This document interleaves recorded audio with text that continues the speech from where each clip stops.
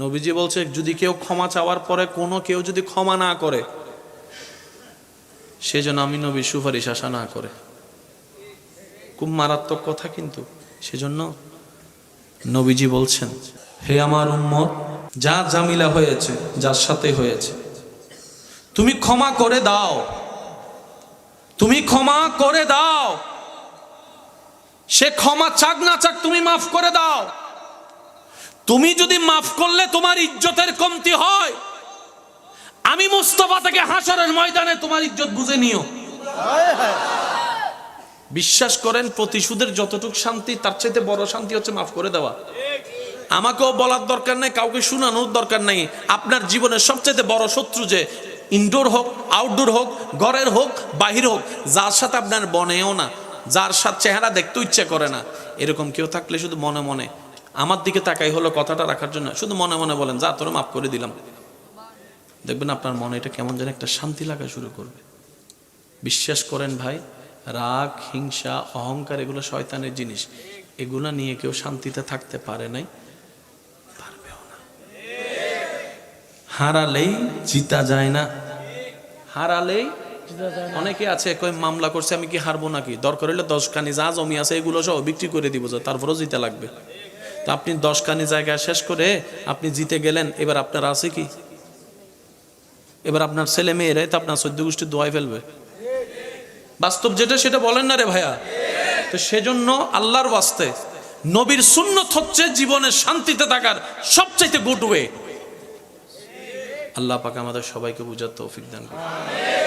যদি আপনি আজীবন বেঁচে থাকেন, যদি আপনার কখনো মৃত্যু না হয়, যদি কখনো আপনাকে একা ঘরে কবরে থাকতে না হয়, তাহলে আপনার যা মন চায় তা করেন, যা মন চায় তা করেন।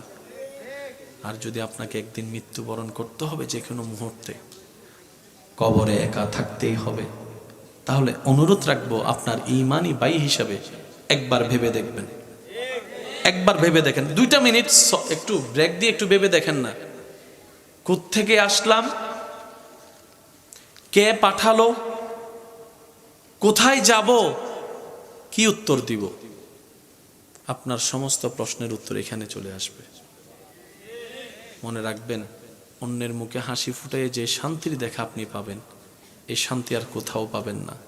কারণ রব বলে যে আমার সৃষ্টিকে শান্তিতে রাখে, ওই বান্দার শান্তিতে থাকার রাস্তা আমি আল্লাহই করে দিই। সুবহানাল্লাহ।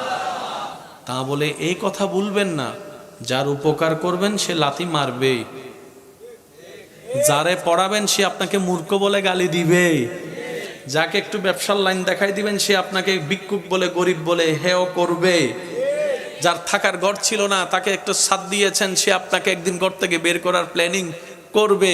মনে রাখবেন, থ্যাংক ইউ পাওয়ার আশায় কোনো উপকার করবেন না।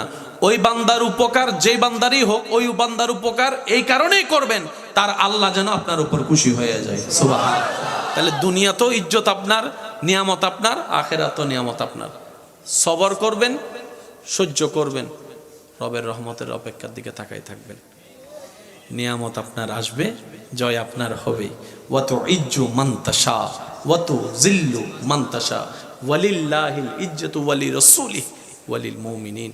রব্বুল আলামিন আমাদের সবাইকে নেককার বান্দা হয়ে দুনিয়ার থেকে ঈমান ইজ্জত নিয়ে হাসি মুখে কালিমা পড়ে যাওয়ার তৌফিক দান করুক, আমিন। আল্লাহর সামনে যাওয়ার আগে আপনাকে আমাকে কি করতে হয়? মনে রাখবেন, নামাজে দাঁড়ানো মানে রবের দরবারের সামনে দাঁড়ানো, রবের রহমতের সামনে দাঁড়ানো। সুবহানাল্লাহ। সেজন্য যত পরিপাটি হয়ে থাকতে পারবেন, আর একটু জোরে, যত স্ট্যান্ডার্ড হয়ে আপনি রবের দরবারে যেতে পারেন, এটা আপনার ব্যক্তিগত ব্যাপার। তবে যেমন তেমন করে যায়েন না, একটু প্রেজেন্টেশনটা সেভাবে করিয়েন, সুন্দর থেকে অতি সুন্দরভাবে, কারণ আপনি আপনার সৃষ্টিকর্তার সামনে দাঁড়াচ্ছেন।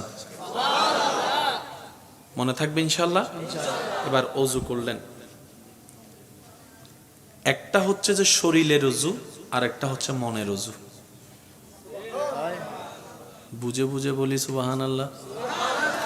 একটা হচ্ছে বাহ্যিক ওযু, যেটা আমরা করি, রবের দরবারে ভিক্ষা চাই, আল্লাহ যেন আমাদেরকে এমন দয়া করে একদিন যেন আমরা মনের ওযুটাও করে ফেলতে পারি। ওযু করে আমরা অপবিত্র থেকে পবিত্র বানাই মুখকে, হাতকে, পাকে, শরীরকে সবকিছুকে ধুয়ে অজুর নূর দিয়ে আমরা নিজেকে পবিত্র বানাই। আল্লাহ যেদিন দয়া করবে, কলবের ওযু হয়ে যাবে, মনের ওযু হয়ে যাবে, সেই দিন দেখবেন আপনার এই অন্তর জগতে শয়তান যে সমস্ত প্রোডাক্টগুলা এন্ট্রি করিয়ে আপনার আমার ভিতর বাহির নষ্ট করেছে, হিংসা দিয়ে পরিবার ধ্বংস করে দিয়েছে, অহংকার দিয়ে সমাজের মধ্যে আধিপত্যতা বিস্তার করে মানুষের উপর জুলুম করিয়েছে, ওই সমস্ত প্রোডাক্ট যখন বের হয়ে যাবে রবের রহমতে, রবের নূর, দয়ার নূর আপনার আমার কলবে আসতে থাকবে। সুবহানাল্লাহ, আল্লাহু আকবার। উচ্চ আওয়াজ একবার বলেন না আমিন। আল্লাহর কাছে ভিক্ষা চায় বলেন আমিন। আরো জোরে বলেন। কত নামাজি পৃথিবীর বুকে নামাজে দাঁড়িয়েছে, হারিয়ে গিয়েছে রবের প্রেমে। যেখানে আপনি আমি হালকা কিছুতে নামাজ ছেড়ে দিই, সেখানে ইমাম আলী মাকাম, ইমাম হোসাইন কারবালার ময়দানে তীরের মধ্যখানে, বল্লমের মধ্যখানে, তলোয়ারের মধ্যখানে রবের দরবারে নামাজে দাঁড়িয়ে গিয়েছে। রুকুতে আছে, খবর নাই কোথায় আছে, পেটে কি খিদা আছে কি নাই মনে নাই, পিছন থেকে কে হামলা করবে কি করবে না সেই ভয় নাই, নামাজে দাঁড়িয়েছে তো হারিয়ে গিয়েছে রবের প্রেমে, রবের প্রেম সাগরে হারিয়েছে। আল্লাহ আমাদেরকেও সেই নামাজের স্বাদ নেওয়ার তৌফিক দান করুন। আমরাও যেন কখনো নামাজে দাঁড়ালে যেন রবের প্রেমের সাগরে হারিয়ে যেতে পারি। আল্লাহ আমাদেরকেও সেই প্রেম দান করুন। সিজদার কি মজা, নামাজের সিজদার কি মজা, একবার দিয়ে তো দেখেন, একবার দিয়ে তো দেখেন মন থেকে। যখন আপনার কপাল ঝুঁকার আগে দিল ঝুঁকে যাবে, আপনি নিজেই বলবেন এটার মতো শান্তির জগৎ আর কিচ্ছুই হতে পারে না, আমার রবের দরবারে মাথা ঝুঁকানোর মতো ইজ্জত আর কোনো জায়গায় হতে পারে না। সুবহান, নারে তাকবীর, আল্লাহু আকবার, নারে রিসালাত, নারে গাউসিয়া, আহলে সুন্নাত ওয়াল জামাত, আল্লামা সৈয়দ মুকাররম বারী মাদ্দাজিল্লাহুল আলী। বর্তমান যতগুলা ভালো ভালো ডাক্তার আছে, এই কিছুদিন আগে নজরে আসলো একজন অন্য ধর্মের বড় ডাক্তার বলছেন মুসলমানদের 5 ওয়াক্ত নামাজ আমার বড্ড পছন্দ।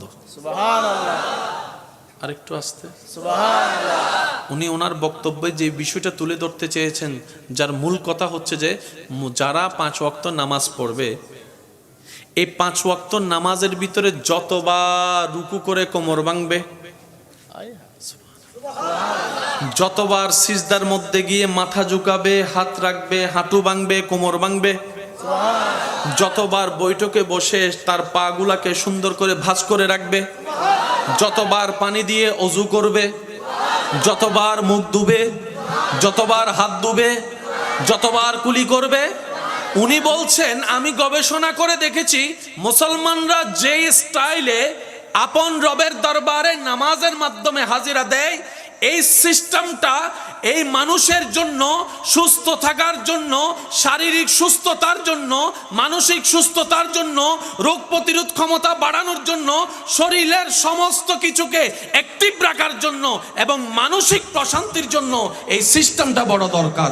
সুবহান আল্লাহ শুধু আমাদেরকে শুধু পরকালীন সওয়াব দেয় নাই, দুনিয়ার শান্তিও দিয়েছেন। যারা নামাজ পড়ে আপনার পরিচিত, তাদেরকে একটু জিজ্ঞেস করেন, আমি তো পড়ি না, তুই পড়ে কি পাস একটু বলতো। একটু জিজ্ঞেস করেন যারা নামাজ পড়ে আপনার পরিচিতির ভিতরে, তাদেরকে একটু চা খাওয়াই জিজ্ঞেস করেন, গোপন কথা তো কবে না, কারণ ভিতরে সম্পদ থাকলে এটা সহজে কেউ দেখাতে চায় না। তারপর একটু জিজ্ঞেস করেন, ভাই তুই যে, আমি তো ব্যস্ততার ভিতরে নামাজ পড়ি না, তুই তো হাজার ব্যস্ততার ভিতরে নামাজের টাইম বের করে ফেলস, তুই আমাকে সত্যি করে বলতো ভাই, তুই আমাকে বন্ধু হিসেবে বল, ভাই হিসেবে বল, ছোট ভাই হিসেবে বল, বড় ভাই হিসেবে বল, তুই আমার ভাই হিসেবে বল, বোন হিসেবে বল, যেটা হিসেবে তুই আমার বল, নামাজ পড়ে তুই কি পাস? সুবহানাল্লাহ। সওয়াবের কথা তুই আমার শুনাইস না, আমি ওটা শুনতে চাই না, তুই শুধু আমার দুনিয়ার কি পাস সেটা বল। সে আশেক উত্তর দিবে, রবের দরবারের সামনে আমার মতো গুনেহগার, আমার মতো পাপী, আমার মতো অনুপযুক্ত ব্যক্তি দাঁড়ানোর যে সৌভাগ্য আল্লাহ দিয়েছেন, এটাই তো বড় দয়া। আমি যে পাপ করেছি, আর রবের দরবার যত রহমতের দামি দরবার, রবের দরবারের আশেপাশে না, 100 মাইল দূরেও থাকার যোগ্যতা আমার কাছে নাই, কিন্তু আমার রব রহমান এত দয়াবান, হাজার গুনাহ করার পরও যখন রবের দরবারে আসি, রব বলে যে রহমতের দরজা খুলে দাও, আমার গুনাহগার বান্দা এসেছে আমি রবের দরবারে। এটা তো বড় দয়া। আমার রব যে আমাকে দাঁড়াতে সুযোগ দিয়েছেন, নামাজ পড়তে সুযোগ দিয়েছেন। সে হয়তো কথার সাথে অ্যাড করে বলবে, আমি যখন নামাজে দাঁড়াই শয়তান ডিস্টার্ব করে, হাজার কিছু মনে এনে দেয়, হাজার ভাবনায় আমার মন চলে যায়, কিন্তু আমি তারপরও রবের সন্তুষ্টির জন্য আমি নামাজে দাঁড়িয়ে থাকি। অনেক সময় আমার সূরা ভুল হয়ে যায়, আয়াত ভুল হয়ে যায়, অনেক সময় তো এমনও হয় 2 রাকাত পড়ছি কিনা 3 রাকাত পড়ছি এই টেনশনের মধ্যেও চলে যায়। অনেক সময় এমনও হয় নামাজ পড়া অবস্থায় অজু কি আছে না নাই ভেঙে গিয়েছে মনে হয়, এই টেনশনেও পড়ে যায়। কত রকমের ডিস্টার্ব হয়, কিন্তু প্রত্যেকটা ডিস্টার্ব আমার ভালো লাগে, প্রত্যেকটা জ্বালা আমার ভালো লাগে, প্রত্যেকটা বাঁধা আমার ভালো লাগে। সে জিজ্ঞেস করছে, কেন তোর এত বাঁধা ভালো লাগে? বুঝলাম না।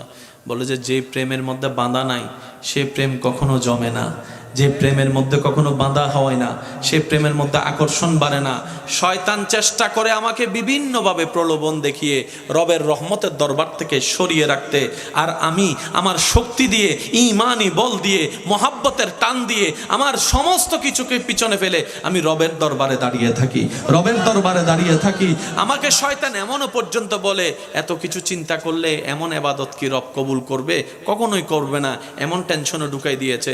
তারপরে আমি রুকু করা ছাড়ি নাই, সিজদা দেওয়া ছাড়ি নাই, ওযু করা ছাড়ি নাই, নামাজে দাঁড়ানো ছাড়ি নাই। ভাইরে ভাই শুন, রবের দরবারে দাঁড়িয়ে অন্তর, ব্রেইনে, মনে, শরীরে এমন শান্তি আমি অনুভব করি যেটা পৃথিবীর কোনো কাজে এই শান্তি নাই, যেটা রবের দরবারে নামাজের মধ্যে শান্তি পাওয়া যায়। সুবহানাল্লাহ। মনে রাখবেন ভাইয়েরা, আরা হন দেশি, আর্মি হন দেশি, নমাতে হারার নিয়ম, হারার শরীর, হারার ফিটনেস, হারার জীবন বেশি সুন্দর আর না আর্মি কলর ক্যা নিয়ম মানি চলে দে। সদুন আর্মি হইতো যাই এর ভর্তি হই ট্রেনিং ফালাই, ও মারে না ওনারা ন জানান ফানলার কেন তো জানিলে কেন আওয়াজ দিয়ে হন না দায়ী দিল্লা আছে না আছে যেতে শীতকালে তারা ভরিন নামাই দিই তো মনে মনে হতে আয় যদি অফিসার হইতাম পুরো যে ক্যাং করতাম মুরগি নছিল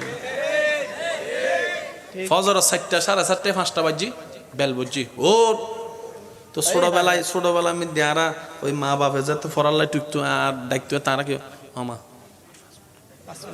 নাইলে ন হয় বাংলার মা তো নবা আমা মা হদা 5 মিনিট সুখ বন্ধ ন করতে 5 মিনিট শেষ মা এর ফি যদি বাড়ি 3 দিয়ে হতে 5 মিনিট হইয়া 50 মিনিট উঠ তো সারাইব এখন কোচিংও জম ভরিব এখন কলেজও জম ভরিব এখন ওই না আর্মি কল যাতে শুধু ক্যারাং বাইলি বাজি দে সুকুলি এরে উড়ি এরে বিছানা পরিষ্কার করতে দেরি ওইলে শেষ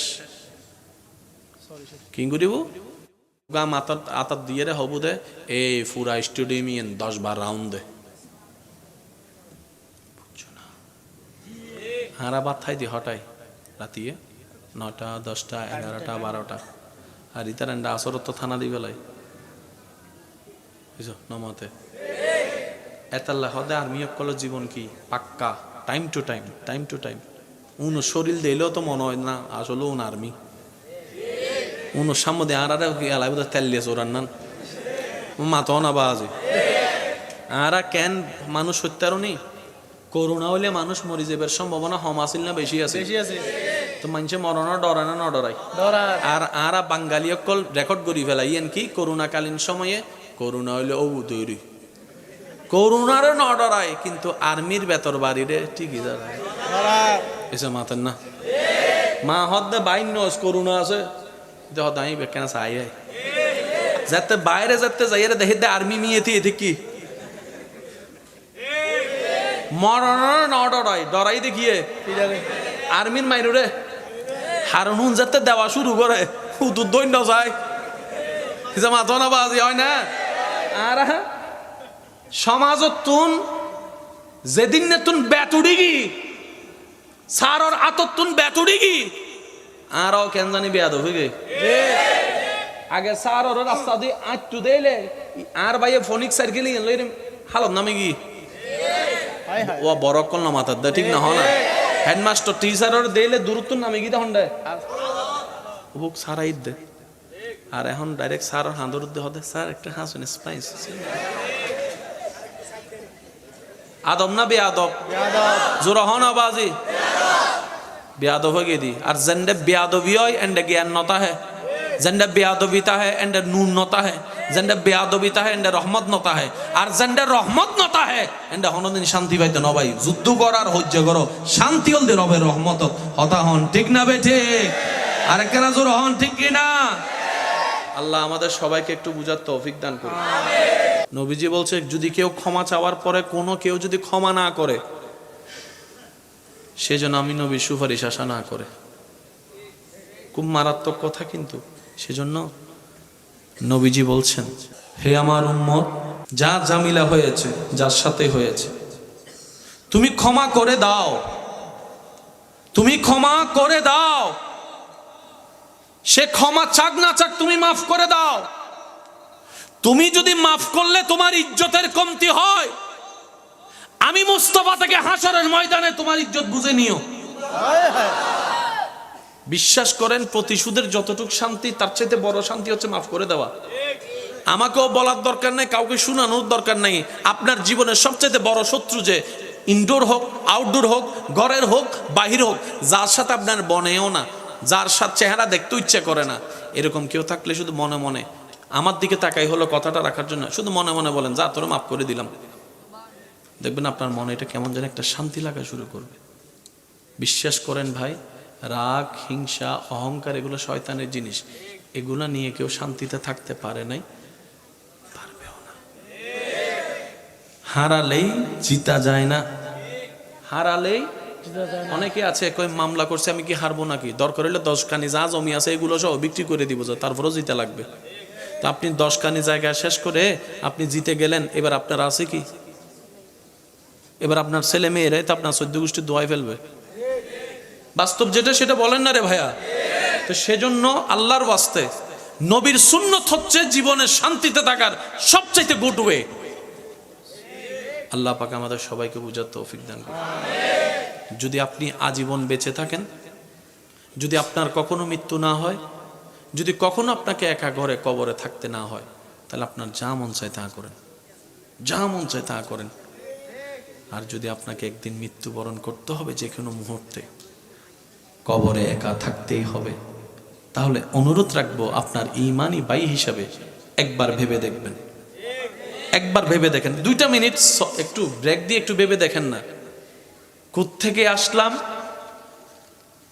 কে পাঠালো কোথায় যাব কি উত্তর দিব আপনার সমস্ত প্রশ্নের উত্তর এখানে চলে আসবে মনে রাখবেন অন্যের মুখে হাসি ফুটিয়ে যে শান্তির দেখা আপনি পাবেন এই শান্তি আর কোথাও পাবেন না কারণ রব বলে যে আমার সৃষ্টিকে শান্তিতে রাখে ওই বান্দার শান্তিতে থাকার রাস্তা আমি আল্লাহই করে দিই সুবহানাল্লাহ তা বলে এই কথা ভুলবেন না যার উপকার করবেন সে লাথি মারবে যারে পড়াবেন সে আপনাকে মূর্খ বলে গালি দিবে যাকে একটু ব্যবসার লাইন দেখাই দিবেন সে আপনাকে ভিক্ষুক বলে গরিব বলে হেও করবে যার থাকার ঘর ছিল না তাকে একটু সাথ দিয়েছেন সে আপনাকে একদিন ঘর থেকে বের করার প্ল্যানিং করবে মনে রাখবেন থ্যাংক ইউ পাওয়ার আশায় কোনো উপকার করবেন না ওই বান্দার উপকার যেই বান্দারই হোক ওই বান্দার উপকার এই কারণেই করবেন তার আল্লাহ যেন আপনার উপর খুশি হয়ে যায় সুবহানাল্লাহ তাহলে দুনিয়াতেও ইজ্জত আপনার নিয়ামত আপনার আখিরাতেও নিয়ামত আপনার সবর করবেন সহ্য করবেন রবের রহমতের অপেক্ষার দিকে তাকাই থাকবেন নিয়ামত আপনার আসবে জয় আপনার হবে ওয়াতু ইজ্জু মান তাশা ওয়াতু জিল্লু মান তাশা ওয়ালিল্লাহিল ইজ্জতু ওয়ালি রাসূলিহি ওয়ালিল মুমিনিন রব্বুল আলামিন আমাদের সবাইকে নেককার বান্দা হয়ে দুনিয়ার থেকে ঈমান ইজ্জত নিয়ে হাসি মুখে কালিমা পড়ে যাওয়ার তৌফিক দান করুক আমিন আল্লাহর সামনে যাওয়ার আগে আপনাকে আমাকে কি করতে হয় মনে রাখবেন, নামাজে দাঁড়ানো মানে রবের দরবারের সামনে দাঁড়ানো, রবের রহমতের সামনে দাঁড়ানো। সুবহানাল্লাহ। সেজন্য যত পরিপাটি হয়ে থাকতে পারবেন, আর একটু জোরে, যত স্ট্যান্ডার্ড হয়ে আপনি রবের দরবারে যেতে পারেন, এটা আপনার ব্যক্তিগত ব্যাপার। তবে যেমন তেমন করে যায়েন না, একটু প্রেজেন্টেশনটা সেভাবে করিয়েন, সুন্দর থেকে অতি সুন্দরভাবে, কারণ আপনি আপনার সৃষ্টিকর্তার সামনে দাঁড়াচ্ছেন। মনে থাকবে ইনশাআল্লাহ। এবার অজু করলেন, একটা হচ্ছে যে শরীরের অজু, আর একটা হচ্ছে মনের অজু। বুঝে বুঝে বলি সুবহানাল্লাহ। একটা হচ্ছে বাহ্যিক অজু, যেটা আমরা করি, রবের দরবারে ভিক্ষা চাই, আল্লাহ যেন আমাদের কেমন দয়া করে একদিন যেন আমরা মনের অজুটাও করে ফেলতে পারি। অজু করে আমরা অপবিত্র থেকে পবিত্র বানাই, মুখকে, হাতকে, পাকে, শরীরকে, সবকিছুকে ধুয়ে অজুর নূর দিয়ে আমরা নিজেকে পবিত্র বানাই। আল্লাহ যেদিন দয়া করবে, কলবের ওযু হয়ে যাবে, মনের ওযু হয়ে যাবে। সেই দিন দেখবেন আপনার এই অন্তর জগতে শয়তান যে সমস্ত প্রোডাক্টগুলা এন্ট্রি করিয়ে আপনার আমার ভিতর বাহির নষ্ট করেছে, হিংসা দিয়ে পরিবার ধ্বংস করে দিয়েছে, অহংকার দিয়ে সমাজের মধ্যে আধিপত্যতা বিস্তার করে মানুষের উপর জুলুম করিয়েছে, ওই সমস্ত প্রোডাক্ট যখন বের হয়ে যাবে, রবের রহমতে, রবের নূর, দয়ার নূর আপনার আমার কলবে আসতে থাকবে। সুবহানাল্লাহ, আল্লাহু আকবার। উচ্চ আওয়াজ একবার বলেন না আমিন। আল্লাহর কাছে ভিক্ষা চাই, বলেন আমিন। আরো জোরে বলেন। কত নামাজি পৃথিবীর বুকে নামাজে দাঁড়িয়েছে, হারিয়ে গিয়েছে রবের প্রেমে। যেখানে আপনি আমি হালকা কিছুতে নামাজ ছেড়ে দিই, সেখানে ইমাম আলী মাকাম, ইমাম হোসাইন কারবালার ময়দানে তীরের মধ্যখানে, বল্লমের মধ্যখানে, তলোয়ারের মধ্যখানে রবের দরবারে নামাজে দাঁড়িয়ে গিয়েছে। রুকুতে আছে, খবর নাই কোথায় আছে, পেটে কি খিদা আছে কি নাই মনে নাই, পিছন থেকে কে হামলা করবে কি করবে না সেই ভয় নাই, নামাজে দাঁড়িয়েছে তো হারিয়ে গিয়েছে রবের প্রেমে, রবের প্রেম সাগরে হারিয়েছে। আল্লাহ আমাদেরকেও সেই নামাজের স্বাদ নেওয়ার তৌফিক দান করুন। আমরাও যেন কখনো নামাজে দাঁড়ালে যেন রবের প্রেমের সাগরে হারিয়ে যেতে পারি। আল্লাহ আমাদেরকেও সেই প্রেম দান করুন। সিজদার কি মজা, নামাজের সিজদার কি মজা, একবার দিয়ে তো দেখেন, একবার দিয়ে তো দেখেন মন থেকে। যখন আপনার কপাল ঝুঁকার আগে দিল ঝুঁকে যাবে, আপনি নিজেই বলবেন এটার মতো শান্তির জগৎ আর কিচ্ছুই হতে পারে না, আমার রবের দরবারে মাথা ঝুঁকানোর মতো ইজ্জত আর কোনো জায়গায় হতে পারে না। সুবহান, নারে তাকবীর, আল্লাহু আকবার, নারে রিসালাত, নারে গাউসিয়া, আহলে সুন্নাত ওয়াল জামাত, আল্লামা সৈয়দ মুকাররম বারী মাদ্দাজিল্লাহুল আলী। বর্তমান যতগুলা ভালো ভালো ডাক্তার আছে, এই কিছুদিন আগে নজরে আসলো একজন অন্য ধর্মের বড় ডাক্তার বলছেন, মুসলমানদের 5 ওয়াক্ত নামাজ আমার বড্ড পছন্দ। সুবহানাল্লাহ, আরেকটু আসতে। সুবহানাল্লাহ। উনি ওনার বক্তব্যে যে বিষয়টা তুলে ধরতে চেয়েছেন, যার মূল কথা হচ্ছে যে যারা 5 ওয়াক্ত নামাজ পড়বে, এই 5 ওয়াক্ত নামাজের ভিতরে যতবার রুকু করে কোমর ভাঙবে, যতবার সিজদার মধ্যে গিয়ে মাথা ঝুঁকাবে, হাত রাখবে, হাঁটু ভাঙবে, কোমর ভাঙবে, যতবার বৈঠকে বসে তার পা গুলাকে সুন্দর করে ভাঁজ করে রাখবে, যতবার পানি দিয়ে অজু করবে, যতবার মুখ ধুবে, যতবার হাত ধুবে, যতবার কুলি করবে, উনি বলছেন আমি গবেষণা করে দেখেছি মুসলমানরা যে স্টাইলে আপন রবের দরবারে নামাজের মাধ্যমে হাজিরা দেয়, এই সিস্টেমটা এই মানুষের জন্য সুস্থ থাকার জন্য, শারীরিক সুস্থতার জন্য, মানসিক সুস্থতার জন্য, রোগ প্রতিরোধ ক্ষমতা বাড়ানোর জন্য, শরীরের সমস্ত কিছুকে অ্যাক্টিভ রাখার জন্য এবং মানসিক প্রশান্তির জন্য এই সিস্টেমটা বড় দরকার। সুবহান আল্লাহ শুধু আমাদেরকে শুধু পরকালীন সওয়াব দেয় নাই, দুনিয়ার শান্তিও দিয়েছেন। যারা নামাজ পড়ে আপনার পরিচিত, তাদেরকে একটু জিজ্ঞেস করেন, আমি তো পড়ি না, তুই পড়ে কি পাস একটু বলতো। একটু জিজ্ঞেস করেন যারা নামাজ পড়ে আপনার পরিচিতির ভিতরে, তাদেরকে একটু চা খাওয়াই জিজ্ঞেস করেন, গোপন কথা তো কবে না, কারণ ভিতরে সম্পদ থাকলে এটা সহজে কেউ দেখাতে চায় না। তারপর একটু জিজ্ঞেস করেন, ভাই তুই যে, আমি তো ব্যস্ততার ভিতরে নামাজ পড়ি না, তুই তো হাজার ব্যস্ততার ভিতরে নামাজের টাইম বের করে ফেলস, তুই আমাকে সত্যি করে বলতো ভাই, তুই আমাকে বন্ধু হিসেবে বল, ভাই হিসেবে বল, ছোট ভাই হিসেবে বল, বড় ভাই হিসেবে বল, তুই আমার ভাই হিসেবে বল, বোন হিসেবে বল, যেটা হিসেবে তুই আমার বল, নামাজ পড়ে তুই কি পাস?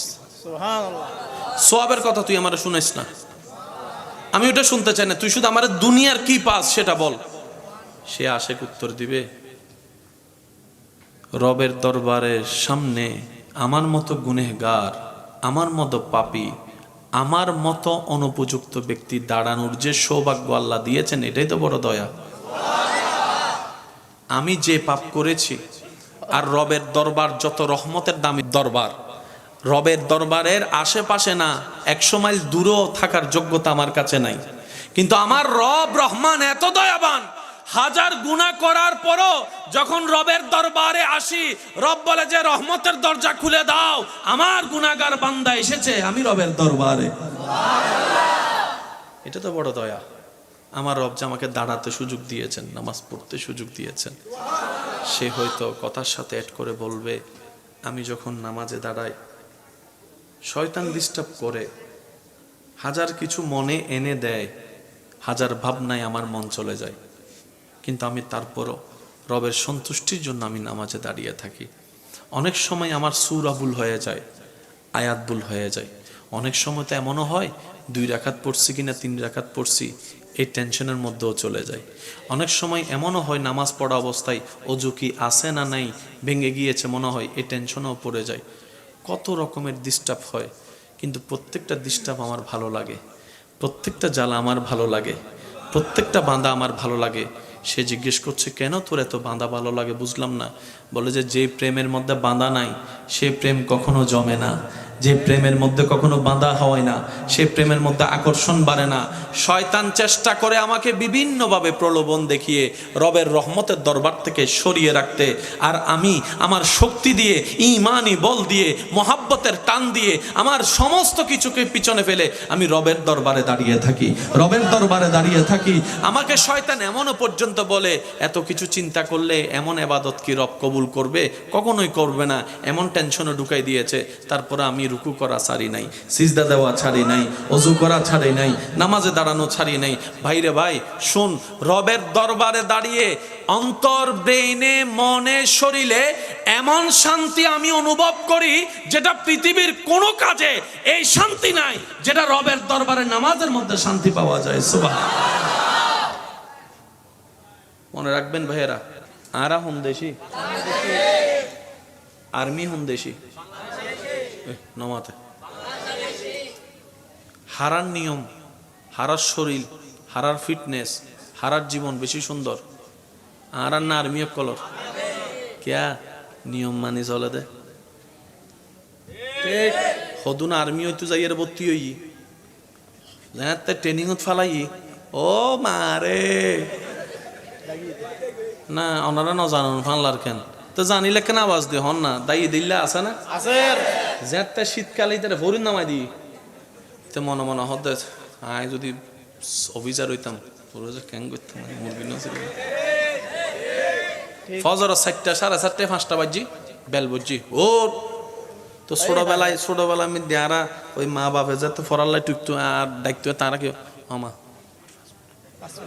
নাইলে ন হয় বাংলার মা তো নবা আমা মা হদা 5 মিনিট চোখ বন্ধ নগরতে 5 মিনিট শেষ মা এর ফিজুতে বাড়ি 3 দিয়ে হতে 5 মিনিট হইয়া 50 মিনিটই উঠ তো সারাইব এখন কোচিং জম ভরিব এখন কলেজও জম ভরিব এখন হই না আর্মি অকল যাতে শুধু ক্যারাং বাইলিবে বাজি দে সুকুলি এরে উড়ি এরে বিছানা পরিষ্কার করতে দেরি ওইলে শেষ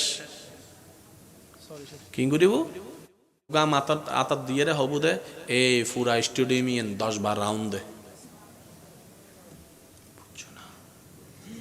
হারা বাদ খাই দি হটাই রাতিয়ে 9টা 10টা 11টা 12টা আর ইতার আসর তো থানা দিবে লাই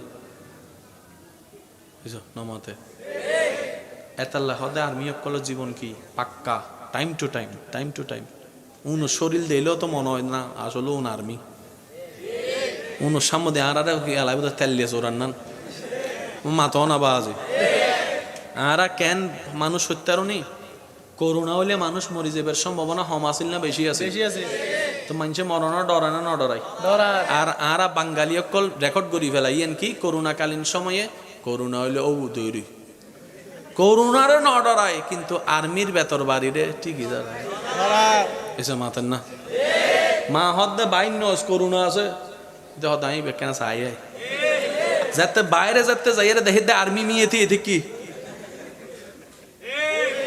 মরণের ন ডরাই ডরাই দেখিয়ে কি জানি আর্মির মাইরে হারুন যাতে দেওয়া শুরু করে হুতুর দৈন্য যায় যে মাথা না বাজি হয় না আর সমাজত তুন যেদিন নে তুন বেতুড়ি গি সারর আতত তুন বেতুড়ি গি আরও কেন জানি বেয়াদ হয়ে আগে সারর রাস্তা দিয়ে আটটু দেলে আর ভাইয়ে ফোনিক সার্কেল লই হালত নামে গি হাই হাই ও বড় কল না মাথার দে ঠিক না হয় না হেডমাস্টার টিচারের দেলে দূরত্ব নামে গি তখন হোক সারাই দে আর এখন ডাইরেক্ট স্যার হাঁদর দে হতে স্যার একটা হাসুন স্পাইস আদব না বেয়াদব জোর হন আবাজি বেয়াদব হয়ে গেদি আর জেন্ডে বেয়াদবি হয় এন্ডে জ্ঞান নতা है জেন্ডে বেয়াদবিতা है এন্ডে নূর নতা है জেন্ডে বেয়াদবিতা है এন্ডে রহমত নতা है আর জেন্ডে রহমত নতা है এন্ডে হনদিন শান্তি পাইতে ন ভাই যুদ্ধ করার হজ্জ করো শান্তি হল দে রবের রহমত হতা হন ঠিক না বে ঠিক আর কেনা জোর হন ঠিক কি না আল্লাহ আমাদের সবাইকে একটু বুঝার তৌফিক দান করুন